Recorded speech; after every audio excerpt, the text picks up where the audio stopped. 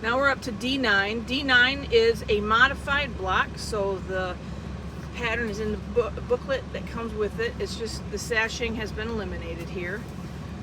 So looking at this, there's a lot of pieces, and there's some different ways that you can do the assembly.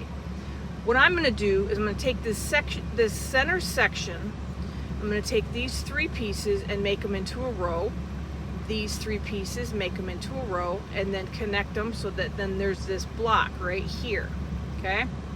Then in this upper left corner, I'm going to treat this as a row. So you've got this block here so far, this whole piece, and this is going to be a corner. So I'm going to assemble these 4 pieces together for the corner, these 3 pieces for the row, put them together, and then once I've got all this other stuff attached, I can put it on this. So, and then for this, now I've got this block here, I'm going to attach the rectangles on either side and then assemble this corner unit before I attach it here.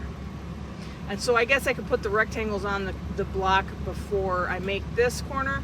I'm going to do the same thing on this corner as I do on this one. So again, we're going to make this block in the center, attach the rectangles on the sides, then attach the corner units, which is these 4 pieces. And this whole section here, we're going to treat as one unit. We're going to do a corner unit here, and then treat this as a row, and then assemble that before attaching it to this on both sides. So hopefully that's not too confusing, but we're going to get to basting. So I've got my block laid out here, and I'm going to work on the tags as I go, but most likely all of these outside triangles are going to be with the hypotenuse first, and then the legs, because then all of these tags will go away from all of these different seams in here. In this situation, on these A triangles, which are the smaller ones, I'm going to do the legs first and the hypotenuse to get the tags out of this seam right here. What I'm going to do is what I explained. I'm going to do this center section first, so I'm going to baste as I go, so that way I don't have to worry about what goes where. So I'm going to baste these. I'm going to baste the one color, the 2 sides, and then the opposite sides first. I'm going to do these the same way, and this I'm going to do the opposite so that it nests better, so that there's not multiple layers as much on each seam. So again, I'm going to baste opposite sides and then the other opposite sides, and then the same thing on this one, and then this one I'm going to do the other opposite sides first and then the other ones second, if that makes sense. And then this one I'm going to do the short sides first, then the long sides. So let me get to basting this whole center section, and then we can work on assembly. Okay, so I've got these center pieces basted, so I'm going to go ahead and assemble these into a row, and then I'll be able to attach all 3. So I've got these assembled into rows, and now I will connect all 3 of them to make the middle block. So with the center block all completed, next thing to do is to baste and attach these side rectangles. So I've attached the side rectangles to the center block, so this is what I have now. Next to do is I'm going to baste these 4 pieces so that I can form this corner unit. And I'm also going to do the same thing on this side as well. So this, I'm going to be working with both of these corners, so these 8 pieces next. So I've basted all of these pieces. I did the hypotenuse first on these, so the tags go away towards the outer sashing. And this one I did the hypotenuse last, so that the tags go away towards the outer sashing. But it was just a little different orientation. So then I'm going to assemble this into a row, which I've already done over here. So this is the row that I'm going to make on that side. And then the next thing to do is to pop this guy on top to make this corner unit that I can then attach to here. So I'm going to go ahead and form these corner units, and then I can attach them to this center section. So I've got both corners assembled and attached to this whole center section. So this is the middle portion, the middle third of the square. Should look like this right now.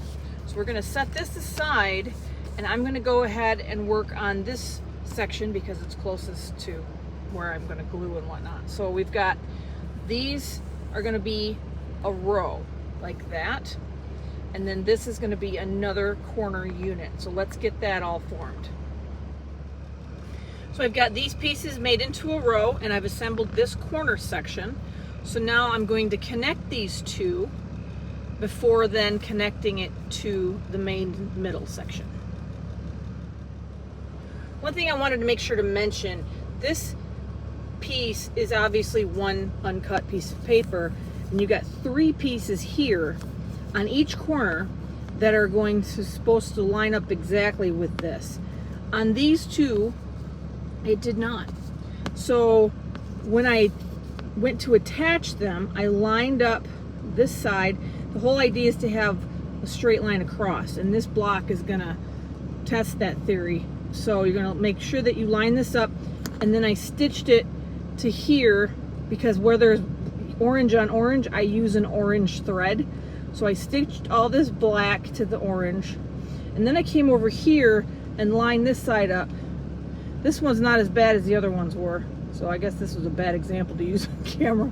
But anyway, so you want to line this one up, and there's gonna be some buckling. So it's gonna be attached, and it's gonna do one of these kind of numbers. That's okay, because as you sew from here into the seam, you can do a little X stitch here at the seams, and it'll pull it closed a little bit. But after you take the papers out, it'll all settle down. So the fact that it's going to be dimensional and stuff is fine, but it's because it didn't fit. See how that light raises up? It didn't fit right, but I made it, I forced it into submission, like I like to say, so that this is going to be lined up together with the rest of the block as I assemble it. So make sure you just keep an eye on that, especially with this block. So I've gone ahead and assembled these two together into one corner unit, and now I will attach it to the main middle section. Okay, so I've got this whole corner section attached to the center. So this is what your block should look like right now. Also, as I'm attaching these, where I have intersections that should line up, I make sure that they do. So I've got this here, and this is slightly off, but it should settle down once I get the papers in, because you want to make sure that once this settles in, that this line here across these rectangles are gonna be parallel. And sometimes if it's askew, it looks really funky, and that's gonna make it look off. So the same thing for here. We're gonna have this, and then this is gonna be this other corner section. So the next thing to do is to repeat what I just did in that corner and assemble this into the other corner. So I've attached the corner unit to the top section here, and this finishes up the block. If we can feel it, it feels a little different than the other blocks just because there's so many seams, and so it doesn't flatten out as well. But once you attach the sashings and things, it'll be fine in the quilt. So now the D9 block is completed.